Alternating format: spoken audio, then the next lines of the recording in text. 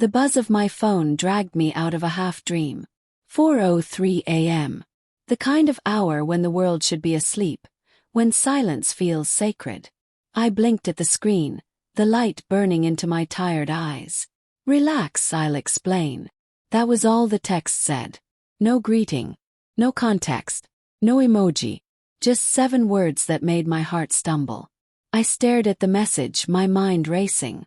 Explain what? My wife, Claire, was supposed to be asleep beside me, except she wasn't. The bed beside me was cold, the sheets rumpled, her phone gone from the nightstand. I sat up, pulse thudding in my ears. We'd had a small fight before bed. Nothing unusual. Something about her working late too often, about how distant she'd been. She brushed me off with the same line she'd been using for weeks. "I just need space, Daniel. Work's been killing me." I wanted to believe her. But seeing that text at 4 a.m. from a wife who wasn't home, that belief cracked like glass. Called her. Straight to voicemail. Called again. Same thing. The 3rd time it rang, then stopped. That's when I heard the faint crunch of tires outside. 20 minutes later. Headlights swept across the living room curtains. My heart was hammering now. A mix of fear, confusion, and something darker that I didn't want to name. I went to the door and opened it before she could knock. Claire stood there, drenched in tears. Her makeup was smeared, her hair messy like she'd been in a rush, or like she'd been somewhere she shouldn't have been. Her breathing was uneven, and she clutched her purse to her chest as if it were armor. "Daniel," she whispered, voice trembling. "Please, just let me explain." "Explain what?" My voice came out cold, steadier than I felt. "Where were you?" She looked past me, eyes darting around like she was checking for someone else. "Can I come in first?" she said softly. I didn't move. "Tell me where you've been." "Daniel, it's not what you think." Her voice cracked. "Please just. Then tell me what it is." I stepped closer, smelling perfume, but not hers. Something stronger, heavier. Because my wife doesn't text me at 4 in the morning saying, "Relax, I'll explain," unless there's something she's hiding.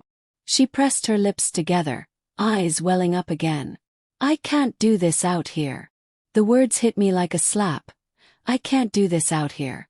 Not I didn't do anything wrong. Not your misunderstanding. Just not out here. That was when I knew. I let her in, not because I wanted to, but because I needed to hear it. She stood in the middle of the living room, her hands shaking as she set her purse down. I noticed her blouse was buttoned unevenly. Her lipstick was faded. There was a faint red mark on her collarbone. I wanted to unsee it, but I couldn't. "Daniel, I'm so sorry," she whispered finally. "It was a mistake. A terrible, stupid mistake." My stomach dropped. "Who?" I asked quietly. She froze. "Who, Claire?" I repeated, the calmness in my voice scaring even me. "You owe me that much." She covered her mouth, sobbing softly. "It's someone from work." I closed my eyes, inhaled through my nose, and counted to 5. I'd suspected it.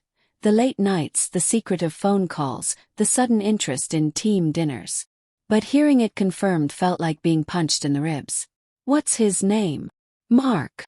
I laughed bitterly. Of course it was Mark, her project lead. The same man she swore was just a friend. The same man whose name came up in every story about her late nights. "Did you sleep with him tonight?" Yes. Her silence was answer enough. I sat down on the couch, the weight of it all pressing down like lead. Claire sank onto the opposite end, twisting a tissue in her hands. "How long?" Yes. She hesitated. "It started a few months ago. After that fight we had about your job, when you said I never listen. I felt like you were drifting away from me. So you decided to drift straight into another man's bed?" She flinched. "That's not fair." "Fair?" Snap. "You're talking about fair after sneaking around behind my back?" Tears streamed down her face. "It wasn't like that.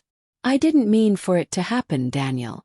We were just spending a lot of time together, and one night." "Don't." I raised a hand. Don't you dare try to make this sound like some accident. You don't trip and fall into someone else's arms. Her sobs filled the room, but I felt nothing. No pity. Just the hollow echo of disbelief. For years I had trusted her, defended her, built a life around her. And now, in one night, one pathetic sleepless night, it all came crashing down. "Why'd you come back?" asked finally. "Why text me at 4 a.m.? Why not just stay with him?" She wiped her face. "Because I couldn't do it anymore. I ended it tonight. That's why I was late. We met to talk, and I told him it was over. I swear, Daniel, I was coming home to you." I stared at her, trying to find truth in her eyes. "You ended it because you felt guilty," I said flatly. "Not because you suddenly remembered you loved me." She didn't deny it. That silence, that awful, suffocating silence, said everything.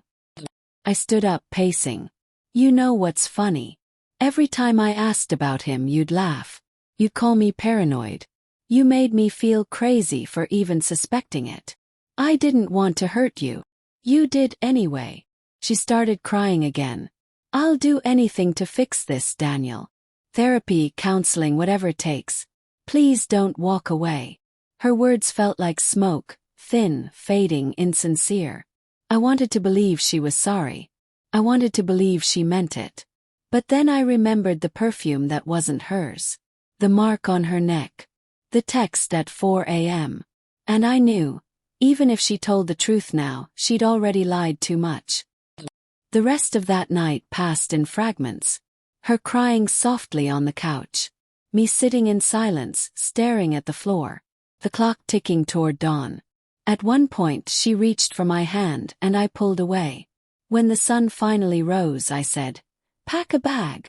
Daniel, please. I need you to leave." She looked at me like I'd struck her. "Just for a few days." "Forever," I said. "I can't do this anymore." Her mouth opened, but no words came out. Then quietly she nodded.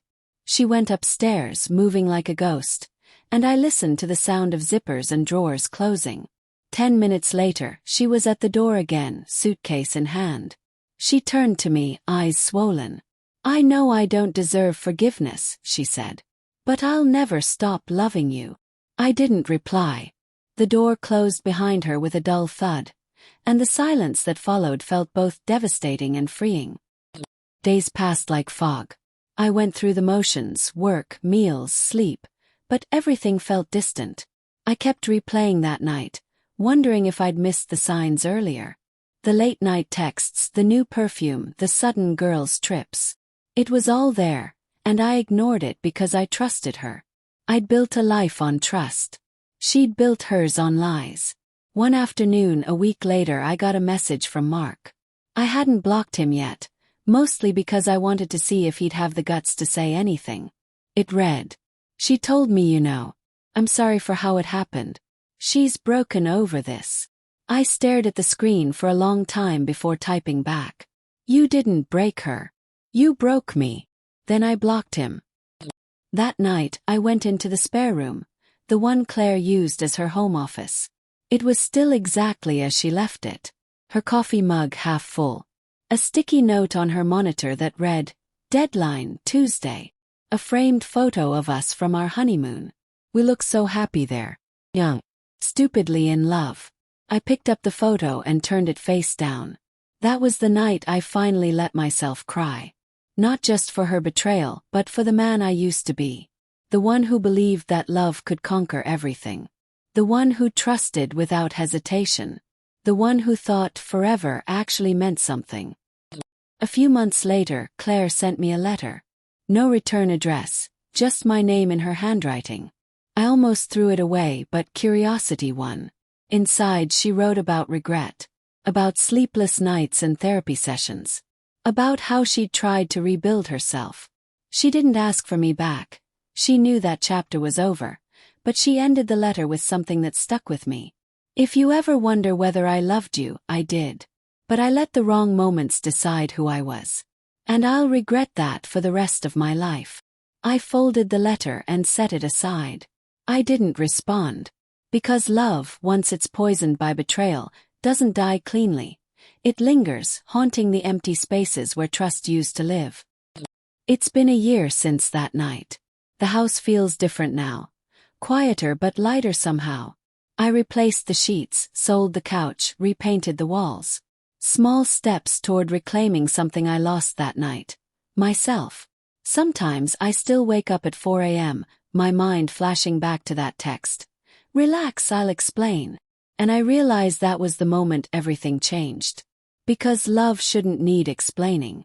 And once it does, it's already gone.